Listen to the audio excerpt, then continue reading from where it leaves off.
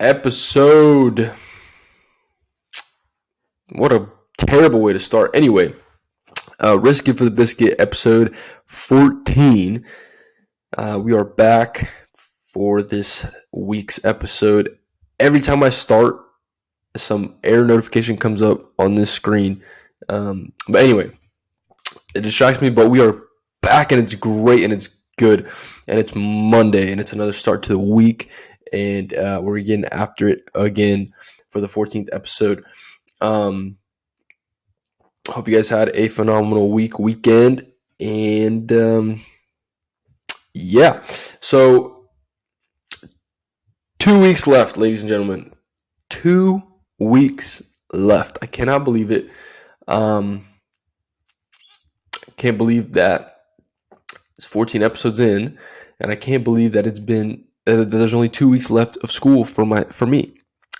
1 week of classes, which we have projects and presentations this week, and then 1 week of finals, which I don't even have finals in every class. And we're gonna wrap it up, man.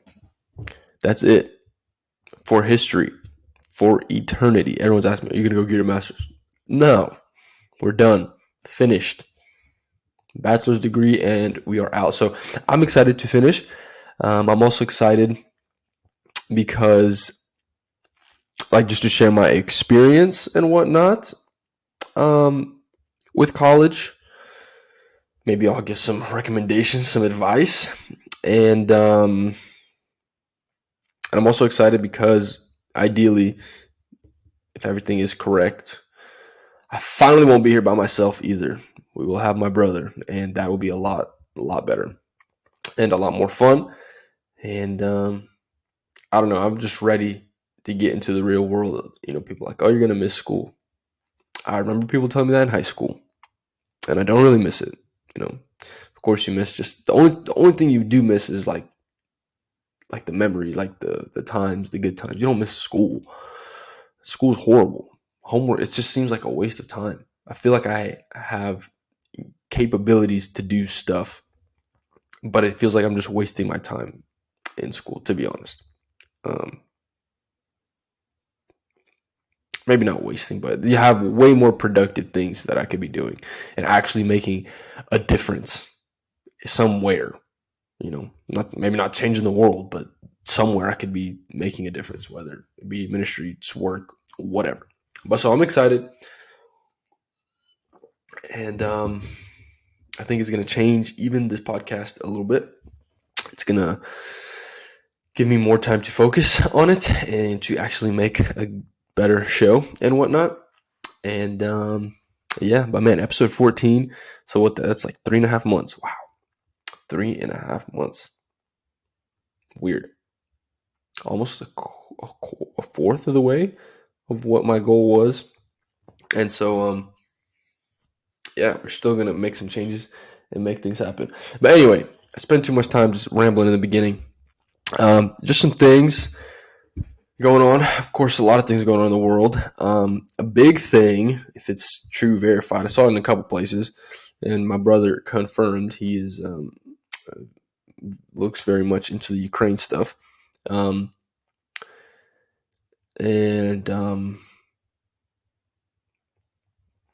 Apparently we are making progress on the front in Ukraine.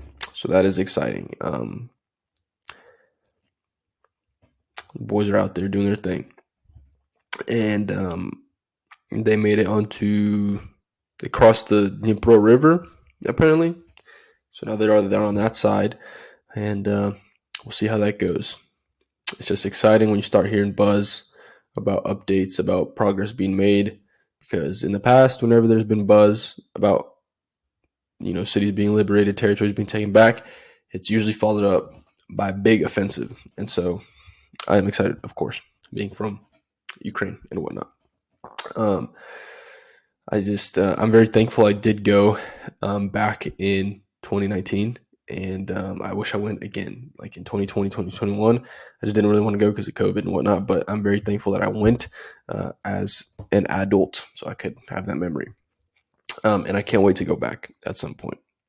I think it's going to be awesome. But yes, so that's that. Also, just some more update in the news world. I just opened up, the journal, the Wall Street Journal, this morning as I was getting ready. Two things come. All right, where we at? Where we at? Bum, bum, bum, bum.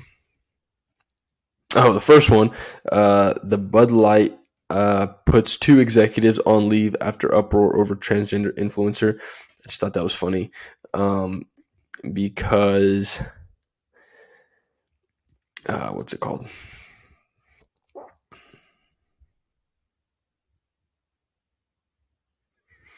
Um, with all the stuff going on last week, and then the videos they were posting where she was like, "It's my job, to push the brand forward," or something like that, and um, I think I saw somewhere that she was confident in her whatever, but in her work and stuff, and I just think that's funny. And yeah, and her boss. Okay. Anyway, that was just one thing, but the real thing, the interesting thing that I saw is that DeSantis begins world tour, plays down 2024 bid.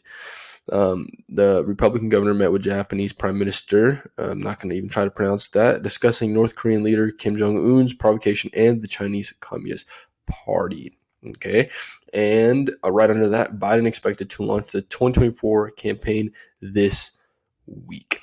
So things are heating up in the outside world, in the politics, in the political world. Things are heating up.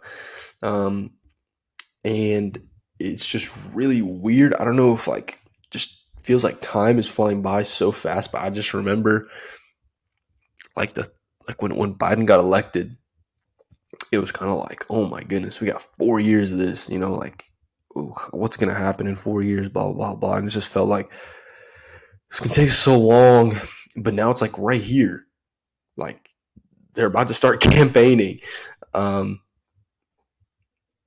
Again for 2024, and it's just wild. It's going to be very interesting. For most of my political news and whatnot, I listen to PBD and their podcast, and it's just interesting. And it's going to be interesting to see what happens and all that.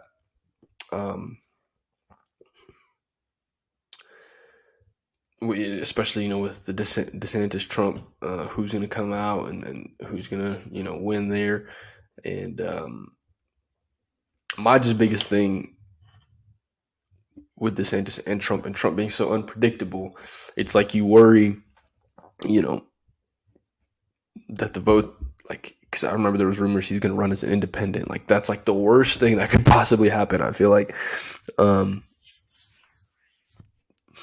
and I don't even want to imagine that Biden would get reelected. I think for the most part, everyone in America has the same consensus, the same conclusion. Is like, man, in a country of 300 some million people, like, is this the best we can do? Um, and I think what's his face, Ruben and Dave Rubin was on, and then Clay Travis and I forget the other guy's name, but they were on, and I kind of resonate with what they were saying. It's like we want someone younger, someone that is can speak, someone that isn't 80 years old. So I don't know, man. It's interesting. I was watching. There's an Instagram. If you follow the Real News No BS, their Instagram page, they were interviewing Rivne's mayor, and I just thought it was so cool. He's young, I think if he's over 40, I'd be surprised. But in Ukraine, young leader, energetic, literate, smart. That's what I want in America, man. That's what I want. And so I don't know. I think DeSantis would definitely be cool. I don't know. I'm not really, uh, I'm not really too political. I don't know policies that much or anything. I just want someone who's a leader, someone who can sit down. And here's my thing too. It feels like we're kind of losing power on the world stage, right? Losing dominance and all that, the U.S. Um, and so my whole thing is, if we're not that superpower, and if we're not, our national security is not enforced, then all of our political opinions on both sides of the aisle don't really mean that much. Um,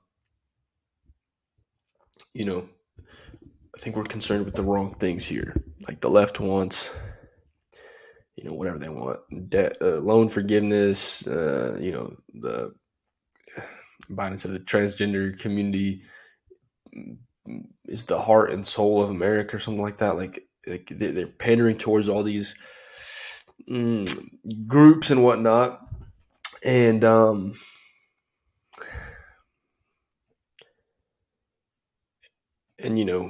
there's so many of these issues, maybe like decriminalization of certain drugs and all this, that they're just pushing. Like there's certain little agendas that they're trying to get votes and whatnot. And the same thing on the right. There are certain issues. I mean, I resonate more with those, but whatever. I don't want to get into it. But what I'm saying is, none of those issues matter if our national security is compromised. So whoever gets elected next, that's what I want. Someone that can sit down across other world leaders and say, "Hey, listen, pal. We're still the big guys. We're still calling the shots and whatnot." So yeah, it's going to be interesting to see. This, like, the whole campaigning part of politics has always been so weird to me, bro.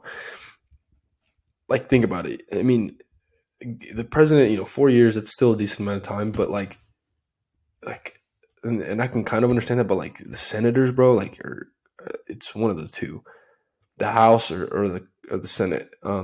They campaign like every 2 years, bro. So like you campaign for months at a time to get elected, and then you have like a year of work that you actually do, and then you're campaigning again. You know what I mean? If you think about it, so Biden campaigns. Did he start campaigning in 2019? No, because the election was 2020 of November, right? So yeah, you're campaigning. Same thing with Trump or whoever the president is. You're campaigning for like, what is it, like 7, 9, 10, 11 months. That's almost a year of just campaigning. But you have a job to do, bro. Like, it just makes no sense. So you're doing that. You get elected. You got 1, 2, I guess 3 full years, and then that last year, I feel like it's so distracting and whatnot. But I don't know.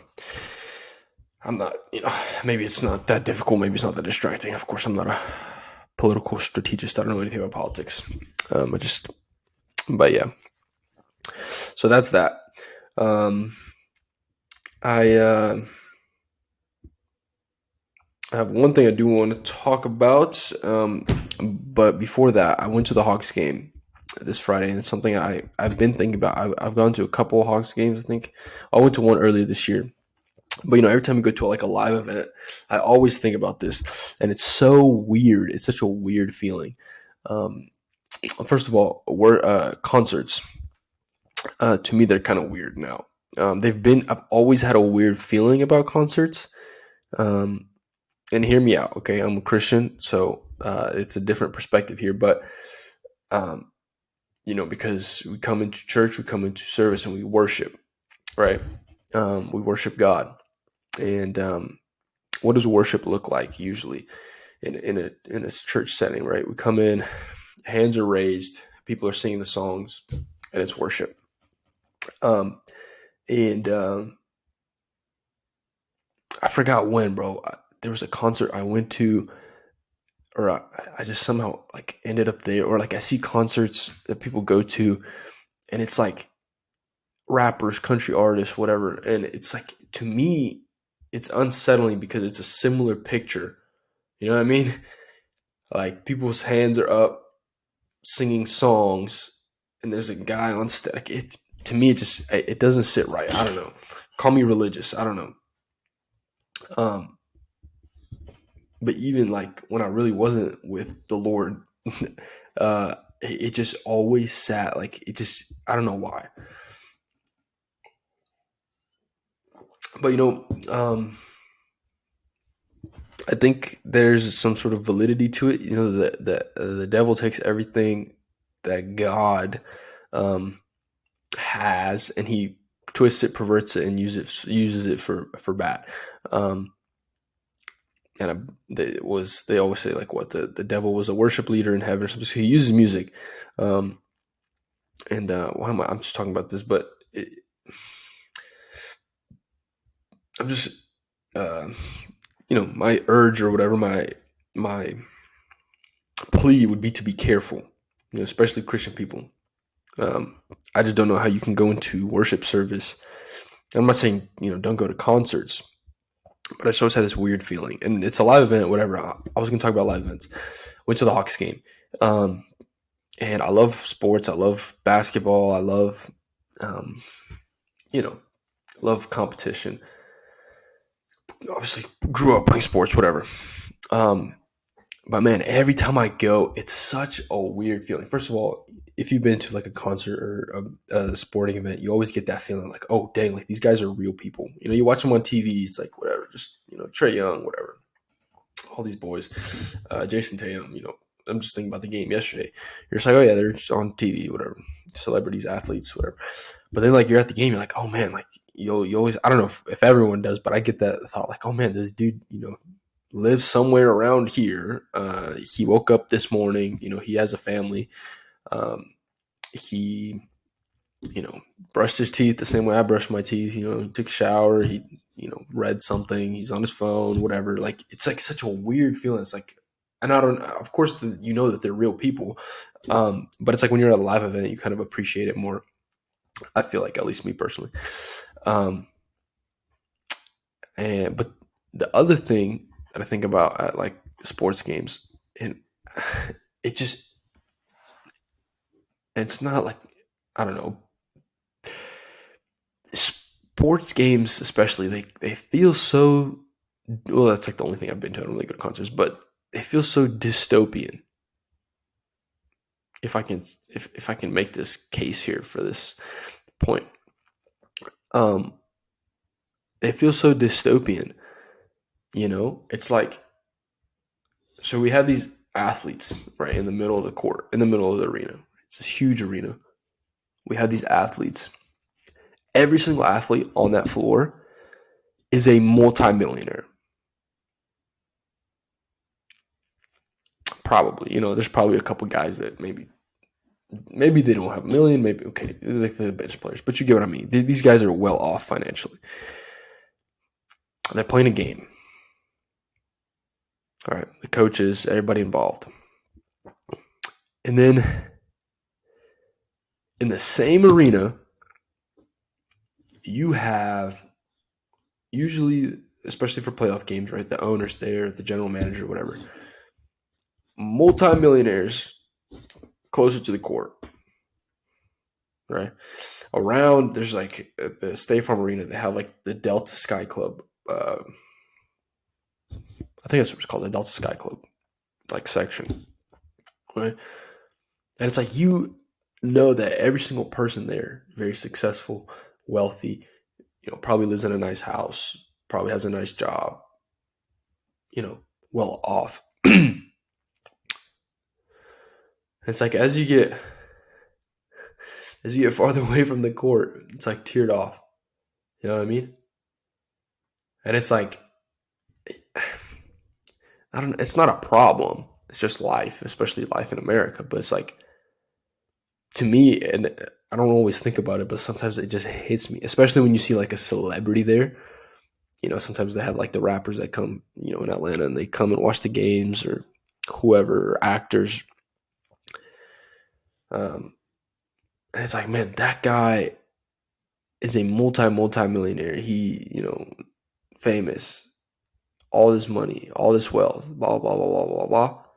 But then in that same arena, there could be somebody, who's in an immense amount of debt, who just bought a ticket, to go with his girlfriend. Or there's a dad who, in the same arena as the multimillionaire who paid $5,000 to be courtside, there's a dad who works 3 jobs, who hasn't slept in 2 days, maybe to buy a ticket for like $20-$30 to sit all the way up, and take his son to the game. That's just like an example, of course, but I don't know, man. It's such a weird feeling. And then, so that's inside the arena. And then outside the arena, so in the middle, in this arena, there's an immeasurable amount of wealth for like the normal person, you know, not everyone. I mean, whatever. There's a lot of money inside that arena. And then not even a mile down, I mean, I literally saw this on Friday. Not even a mile down, there's homeless people sleeping on the street. It's so weird to me to think about that.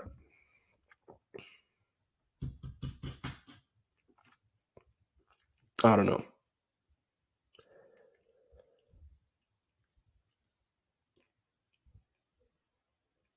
Sometimes that sounds like you could write that like in a dystopian book, bro.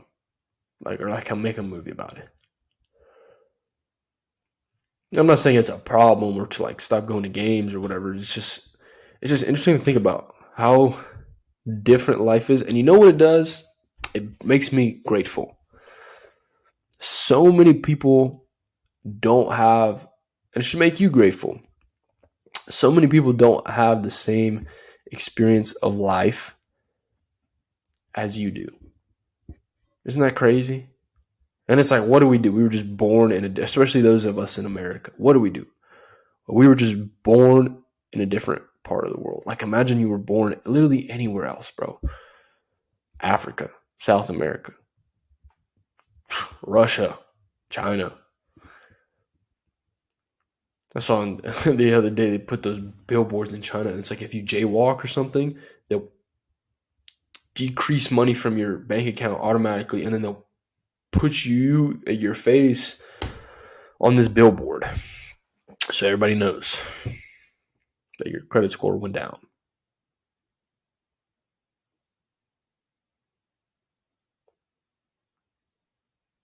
Everybody's experience of life is just so different. It makes me grateful for what I have. You know, maybe I've never flown on a private jet, right? But I've done a lot of other things. You know, I always think about that too. Like, there's some people that are famous and rich, and there's some people who live in severe poverty. And the wild thing is like that a person, it's like we're all living on the same earth. We're all people, all human beings, but it's like our experience of life on earth is so different. I think that's crazy, bro. Sometimes that's weird to think about. Like, and what's the difference, right? Some people just got lucky. You can say that. Some people just worked really hard. And then you think, if you start thinking about this too much, you go down a crazy rabbit hole, I feel like. So I try not to think about it too much. It's like the way life is just set up, man. It's crazy, bro. Life is wild. So what do? Grateful, be thankful. I believe you should find God, accept Jesus. Because from that, oh man, if you can just, it's so good. It's so good. It takes away so much pressure. It makes you so grateful. And you know that life goes beyond this. Once you live with an eternal perspective, it makes today easier. It makes today not as stressful because you know that there's a forever. So that's cool. That's very cool. Yeah, life is so cool, man. We're all on this earth doing stuff. Anyway, risk it for the biscuit. I have something here to my right that I wanted to talk about a little bit. And it was cool. So I saw this video from Gary Vee. He was talking about podcast. He was suggesting someone to do a podcast, and he was like, listen, talk about these two topics, right? And I usually listen to Gary Vee, whatever. Of course, the overall goal of this podcast was to kind of talk about whatever, but it was also the idea, to bring on people who are successful, who've taken risks. And I guess, got away from that, or I kind of forgot about it, didn't think about it, something, whatever. But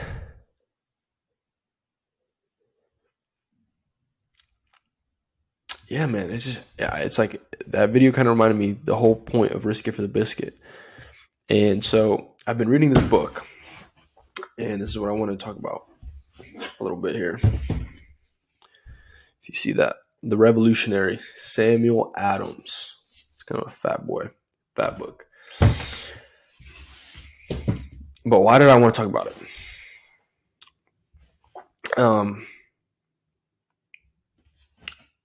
First of all, this book, it's like 300 pages. I didn't realize, and it's a little bit of a boring read, I'm not going to lie, especially the beginning. It's starting to pick up a little bit, which is part of the reason why I do want to talk about it. But I find it so interesting to read about history, and American history as well, especially.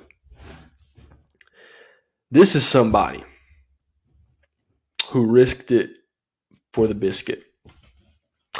This man, and I think all the founding fathers. I think we think about American history, and especially now, people want to,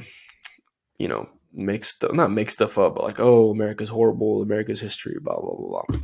But man, you start reading a book like this, you start realizing men like this.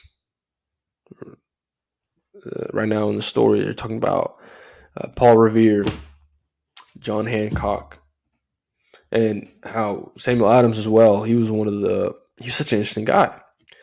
I'm only like a couple pages in, but man, the government, the British government wanted this dude's head, man. They wanted to eliminate him. He was one of the catalysts, I feel like, for this whole revolution. He was very against the tyranny of the government, and he took a big risk. He risked it for the biscuit, man. He was not afraid. That's one thing that I don't remember the exact quote, but they were saying the one thing that this guy, Samuel Adams, was he was not scared, bro. Like, no matter what happened, he was calm, cool, and collected, according to this book. The British, sent a new general. His name was Gage. And pretty much one of his responsibilities was to keep everything in control and kind of, get rid of this problem, which was Adams. And he just was not scared. He was so against the tyranny. He just was not scared. And all these men, we think about it now like, oh yeah, they're just founding fathers or whatever. But they had to take such a big risk. Because if the revolution didn't work, if they didn't win, right? If they didn't defeat the British, all these dudes, the things they were doing was treasonous.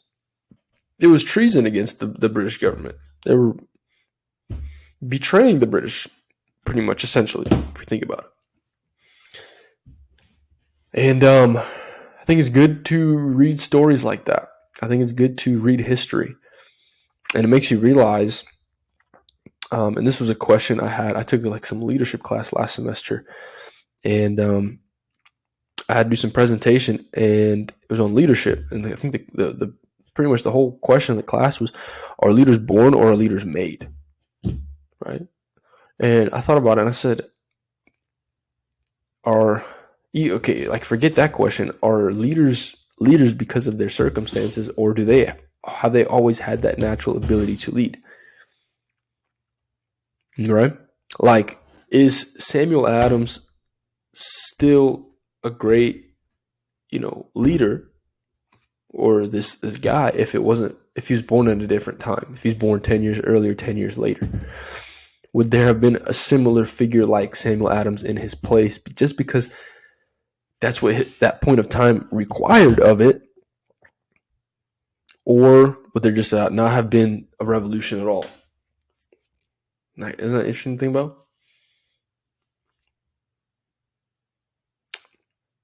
And history is full of many men and women who took risks. And I think when you look back on that, at least for me, it makes me think, it makes me think about the time I'm living in. And is there anything I can do? Is there any risks that I can take? Is there any stands that I can take to also make a difference in the time I'm living in? These guys weren't thinking about being founding fathers, I don't think. Because we think about 1776, but there's so much that led up to 1776. These guys were doing stuff before that. I don't think they even thought that America was going to turn into this great empire. They just didn't want to pay taxes, man. They didn't want to, be under tyrannical rule. And so they took a stand, took a risk, risked their lives, risked their families' lives, risked reputation, risked everything, bro. Risk it for the biscuit. Think about it. The time we're living in, the day we're living in, me and you, friend. We got to read history. History is important. You see, I think once you start reading history, you realize that there's really nothing, like, what did Solomon say? He said, there's nothing new under the sun. So history repeats itself, and it'll repeat itself anyway, I feel like, but I think if we're educated on history, we can learn from people's mistakes. Right? I think. And I'm only like 20 pages into this book. I wish I could tell you more about Samuel Adams. But I think that's one thing we're going to do. We're going to talk about, until we can get real human beings, who have taken risks and been successful with them.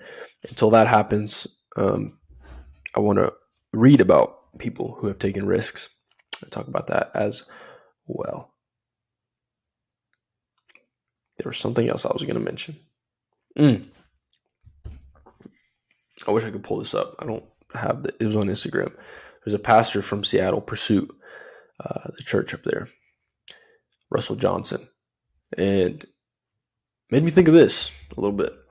I think it's a modern day, I guess, like Samuel Adams. Not comparing him to Samuel Adams, but people that see the things they're surrounded by, see the circumstances, and they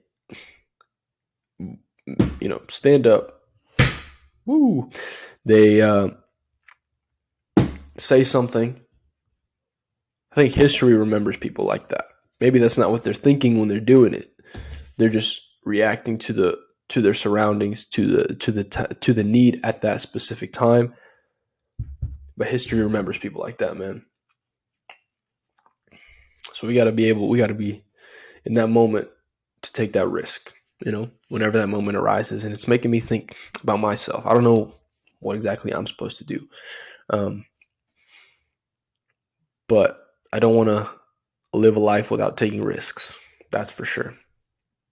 In whatever capacity it may be.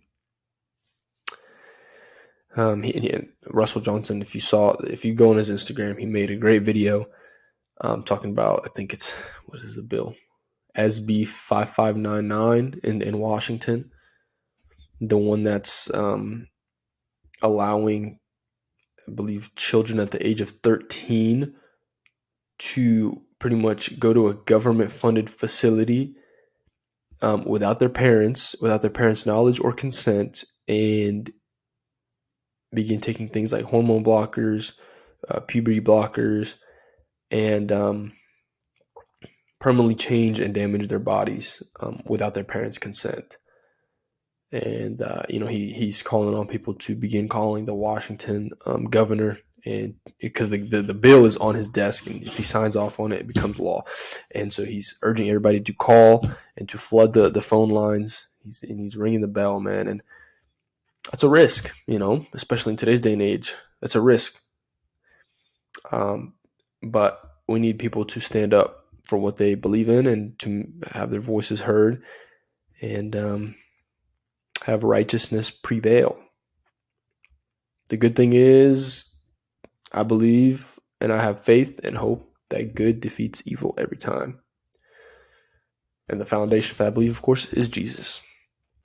And then from him defeating evil forever for good, from that everybody else wins. All the other good wins. And no matter what it looks like, there's also going to be a day where it's a done deal forever. So, but until that day comes, we got to be taking risks and making stands. Come on, somebody. But yeah, man, this episode's a little bit longer. I still have school and class and whatnot, and things to get done and finished. So I'm gonna be heading out. But yeah, man, 2 weeks. Once I officially graduate, diploma in hand, I will talk about my school experiences. Hopefully my brother will be here so we can share both of ours at the same time, and it's going to be good and it's going to be great. And so with that being said, episode 14, that's a wrap. Y'all be good, be blessed, have a good week. And we'll see you guys next week, episode 15, Risk It for the Biscuit. Don't be afraid to take risks, ladies and gentlemen. So yeah, be blessed, have a good week. Peace.